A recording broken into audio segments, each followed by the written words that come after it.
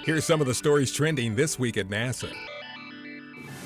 NASA Administrator Charlie Bolden visited Ames Research Center on March 17th to check out aeronautics and space research facilities at the center, including the laboratory for the volleyball-sized free-flying satellites called Spheres.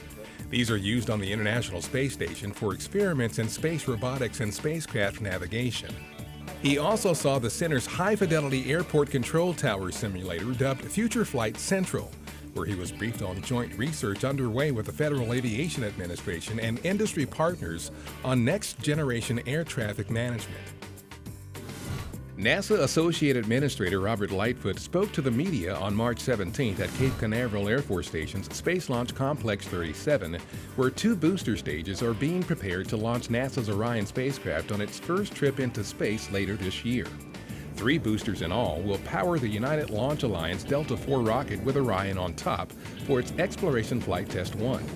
The 2 orbits around the Earth test will provide engineers with important data about Orion's heat shield and other elements to improve the spacecraft being designed to carry astronauts to an asteroid, Mars, and other deep space destinations. Connor Johnson, the 6-year-old from Denver, Colorado, who started a White House petition drive to save NASA's funding, met with Kennedy Space Center Director and former astronaut Bob Cabana at the KSC Visitor Complex on March 15th. Cabana presented him with an autographed picture and a bolt brought back from the International Space Station on his STS-88 shuttle mission, the first space station construction flight. Connor, who wants to become an astronaut, would be old enough to do just that right around the time NASA plans to send humans to Mars in the 2030s. At NASA headquarters, David W. Miller began his tenure as the agency's new chief technologist. The professor of aeronautics and astronautics at Massachusetts Institute of Technology will be Administrator Bolden's principal advisor on matters concerning agency-wide technology policy and programs. Miller has worked with several NASA projects, including Spheres and the OSIRIS-REx asteroid sample return mission planned for 2016. A new challenge focused on coastal flooding will be included in the 3rd annual International Space Apps Challenge, a codathon-style event to be hosted April 12th and 13th by NASA and other space agencies around the world. Announced by NASA Chief Scientist Ellen Stofan at the March 19th Climate Data Initiative launch at the White House, the Coastal Inundation in Your Community Challenge is one of 4 climate-related challenges using data provided by NASA, the National Oceanic and Atmospheric Administration, and the Environmental Protection Agency. The challenge encourages entrepreneurs, technologists, and developers to create and deploy data-driven visualizations and simulations to help people understand their exposure to coastal flooding hazards.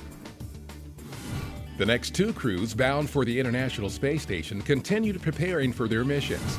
At the Baikonur Cosmodrome in Kazakhstan, Expedition 3940 flight engineer Steve Swanson of NASA and Russian cosmonauts Alexander Skvortsov and Oleg Artemayev conducted a fit check in their Soyuz spacecraft. They launch in late March. Meanwhile, a news conference was held at Johnson Space Center with NASA astronaut Reid Wiseman, Russian cosmonaut Maxim Sergeyev, and European Space Agency astronaut Alexander Gerst, the crew of Expedition 4041, scheduled to launch in late May. And the current crew on board the orbiting laboratory helped bring space a little closer to viewers of National Geographic's 2-hour Live from Space program. The show featured details about the science and the mission of the ISS. To celebrate the 24th anniversary of the April 24, 1990 launch of NASA's Hubble Space Telescope, astronomers have released an infrared image of an active region of starbirth located 6,400 light-years away in a small portion of the Monkey Head Nebula. The mosaic reveals dense knots of gas and dust silhouetted against glowing gas. Hubble is a joint project between NASA and the European Space Agency. Using cameras aboard NASA's Lunar Reconnaissance Orbiter, or LRO, scientists have created the largest high-resolution mosaic of our Moon's North Polar region. Constructed from 10,581 pictures, there's enough detail in the mosaic to see textures and subtle shading of the lunar terrain. The entire image measures nearly 867 billion pixels total. And that's what's up this week at NASA. For more on these and other stories, follow us on social media and visit www.nasa.gov/twan.